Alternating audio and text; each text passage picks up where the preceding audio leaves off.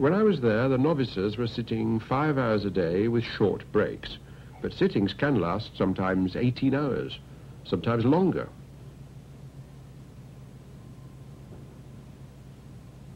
No one here takes religious vows. He stays till he or the master decides he should go. It's not unusual for employers in industry to send new recruits for a period of Zen training to toughen them up. The day starts early, ends late, and has no slack in it. In the meditation hall, they give a misleading impression of solemnity, but they're not so solemn to talk to, and the biggest laugh I heard was when I said to one of them, "Can you describe what it's like to be enlightened?"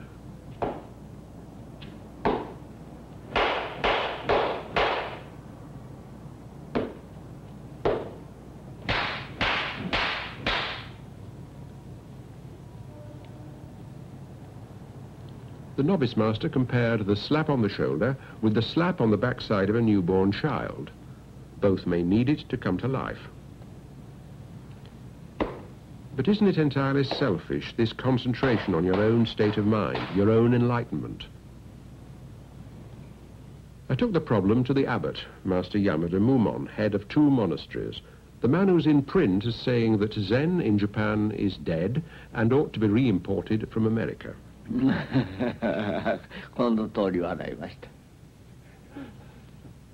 He held a stick, and I had an alert feeling that at any moment he might hit me. What's the connection, I asked, between Zazen, sitting meditation, and having compassion for other creatures?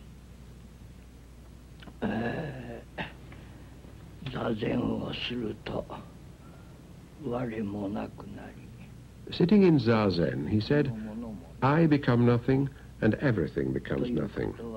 That is to say, I and everything melt into one. So when I see a flower, the flower is I. When I see the moon is I. All things become I. There is no greater love than this. Can Zen, I asked, ever be popular, or must it always be something for the elite? His answer propelled me out of the Japanese tradition and into the one I was born in. He quoted Jesus.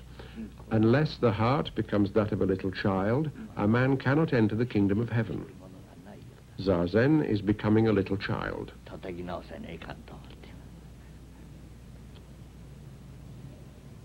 If he had to say one thing about Zen, I asked, would it be that? The baby, he replied, has no knowledge and no experience. It is a zero. Yes. But zero, to me, means emptiness, vacancy. Could he explain, I asked him, how a zero can be something so desirable? So he took a stick and he balanced it on his finger. The past, he said, pointing to one side, won't come back. And the future, pointing to the other, has yet to happen. And here, pointing to the pivot, is the present. No extent, no substance, no permanence. Yet, if abundance is anywhere, here's where it has to be, in the empty moment, because that's all we've got.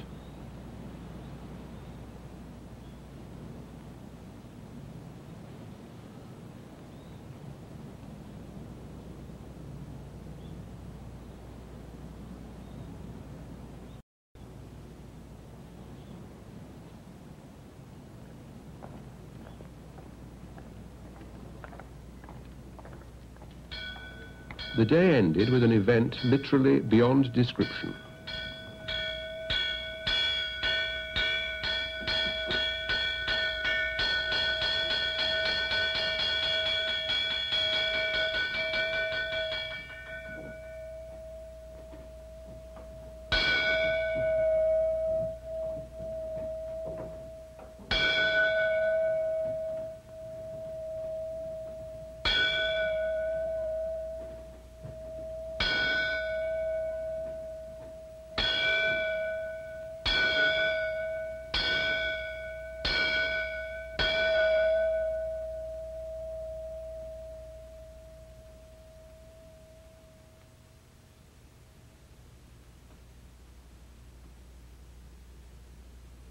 Seen from the outside, a meeting took place, as it does every day, between the novices and the abbot.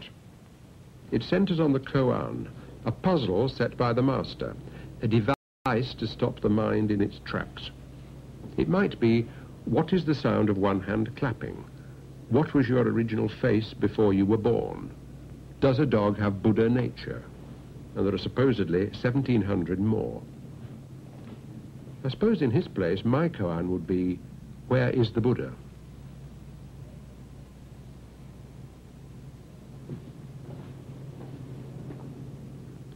The answer, what anyone does or says, is something transmitted between novice and abbot, and them only. The novice repeated his koan. Does a dog have Buddha nature?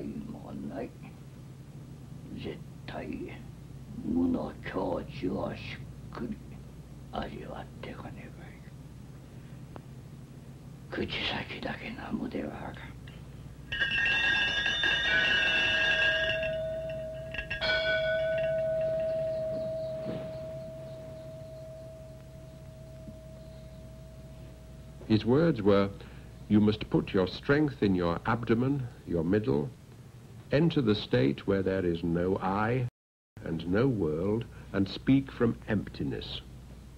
A word with the lips alone is no good.